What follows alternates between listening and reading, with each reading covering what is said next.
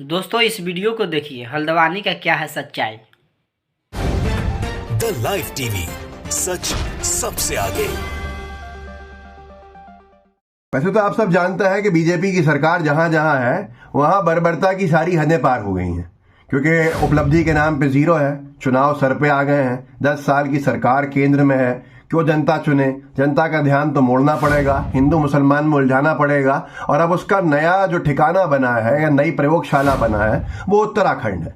उत्तराखंड में जहां uniform civil code जबरदस्ती पारित करके और माहौल खराब करने के प्रयास किए गए, अब वहीं पर हल्द्वानी जो है वो जल रहा है। हल्द्वानी शहर बार बार निशाने पे आता है क्योंकि वहां एक साइजेबल मुस्लिम पॉपुलेशन है और बीजेपी की राजनीति के लिए ऑक्सीजन का काम करेगा। ऐसा कुछ भी होगा। वहां जो कुछ हुआ है, एक मस्जिद, एक मदरसा और एक शायद मजार के नाम पर, कि मुस्लिम महिलाओं को बर्बरता का शिकार बना दिया है पुलिस ने। क्या किया मैं आपको सुनाऊंगा, दिखाऊंगा, और आपको खुद को हैरानी होगी कि वाकई में किस स्तर पर जाके राजनीति कर रही है एक पॉलिटिकल पार्टी। हल्द्वानी में एक मस्जिद और एक मदरसे और एक सुना है मजार बुलडोजर के भेंट चढ़ा दिए गए। ये कहा गया कि यह अवैध है।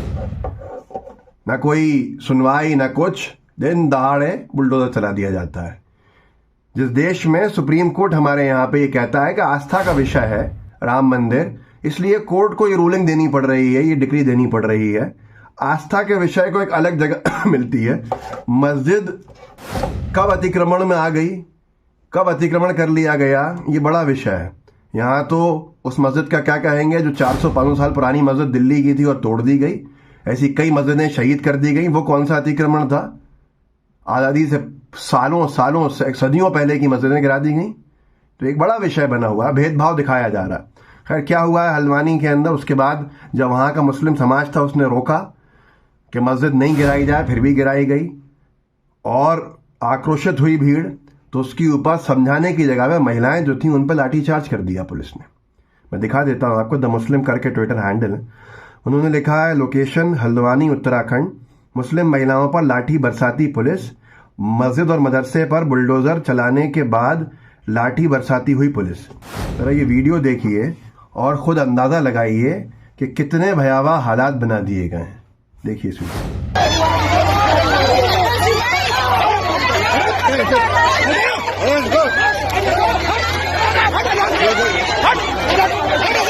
वीडियो ऐसे बहुत सारे हैं, अगर आप सोशल मीडिया पे देखेंगे तो भरे पड़े हुए हैं। लेकिन ये बर्बरता की एक नई पराकाष्ठा पे पहुंचना है। हर सीमा को लांघ दिया है जुल्म की। ये वही हल्द्वानी है जहां 4 से 5 हजार घरों को बेघर किया जा रहा था बुलडोजर चलाने वाले थे, क्योंकि मुस्लिम आबादी थी। सुप्रीम कोर्ट के हस्तक्षेप के बाद वो मामला पूरा का पूरा रोका था और अब यहां पर ये सामान्य सी बात हो गई है। मस्जिद देखो बुलडोजर ले आओ, मजार देखो बुलडोजर ले आओ। ऐसे में न जाने कितने धार्मिक स्थल दिखा सकता हूं जो कागज नहीं दिखा पाएंगे, लेकिन कार्रवाई तो देख के होगी धर्म, क्योंकि बीजेपी को तो फायदा ही उससे होगा। मोदी सरकार को संजीवनी कैसे मिलेगी? बीजेपी की नाकाम सरकारों को ऊर्जा कैसे मिलेगी? जनता उन्हें क्यों चुनेगी? जनता को बना दो खून का प्यासा, हिंदू और मुसलमानों को लड़ा दो बीच में और खुद सत्ता की रोटियां सेको। क्या हो रहा है उत्तराखंड के हल्द्वानी में, आप देखेंगे तो आपके खुद रोंगटे खड़े हो जाएंगे। ये अंसार इमरान करके हैं, इन्होंने एक वीडियो डाला, मैं आपको बताऊंगा।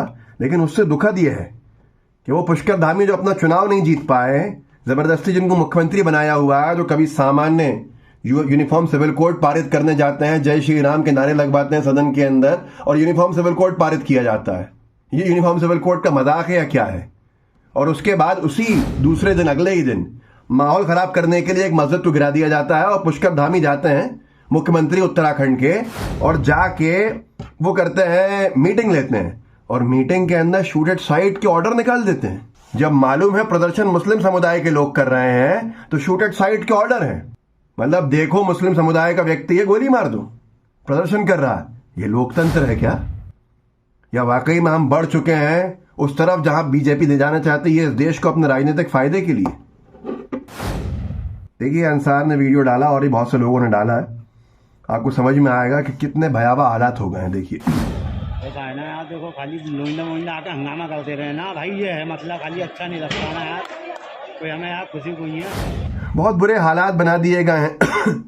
शोएब कुरैशी एक यूजर है, उन्होंने लिखा है, लोकेशन हल्द्वानी उत्तराखंड, एक अंग्रेजी में लिखा हुआ है, एक मस्जिद, एक मदरसा बुलडोजर से गिराए गए, उनको अवैध करार देते हुए, जिसके विरोध में वहां के लोगों ने प्रदर्शन किया, जिसके बाद पुलिस ने महिलाओं पर लाठीचार्ज किया। ये भी एक वीडियो है, थोड़े से वीडियो ये भी देख लीजिए।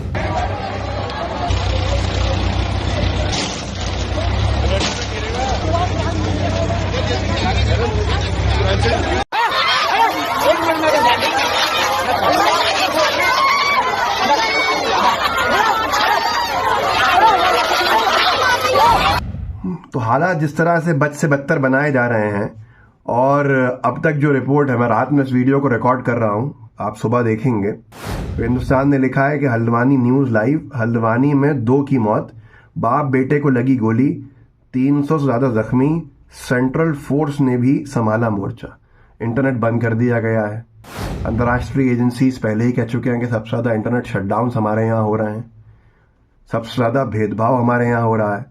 तो उसकी जिम्मेदार सिर्फ और सिर्फ एक ही पार्टी है, जो सत्ता की चाहत के अंदर, सत्ता की लालच में लोगों को लड़ाने पर तुली हुई है। हर दिन ऐसा लगता है कि एक और हमला बीजेपी की तरफ से समुदाय विशेष पे किया जाता है, कि जिससे कि वो रिएक्ट करे, और रिएक्ट नहीं करे तो ज़बरदस्ती उससे रिएक्ट कराया जाए, और फिर बदले में किसी घर बुलडोजर चला दो, किसी को जेल में डाल दो। मतलब राजनीति के लिए एक वर्ग जो है, एक समुदाय जो है, एक धर्म के लोग जो है, वो अब मजबूरी बन चुके हैं बीजेपी के लिए कि उनको फुटबॉल की तरह मारो और सत्ता को हासिल करो। जो लोग इसलिए वोट दे रहे हैं, याद रखिएगा, जितना नुकसान एक समुदाय को होना था वो हो चुका है। ज़्यादातर नौकरियों में वो है भी नहीं, ज़्यादातर व्यापारों में वो है भी नहीं। नुकसान जो हो रहा है, सबसे ज़्यादा उसका नुकसान उठाने वाला बहुसंख्यक वर्ग है, जिसको बेवकूफ़ बनाने का काम ये पार्टी कर रही है। ये देखिए जागरण ने क्या लिखा है।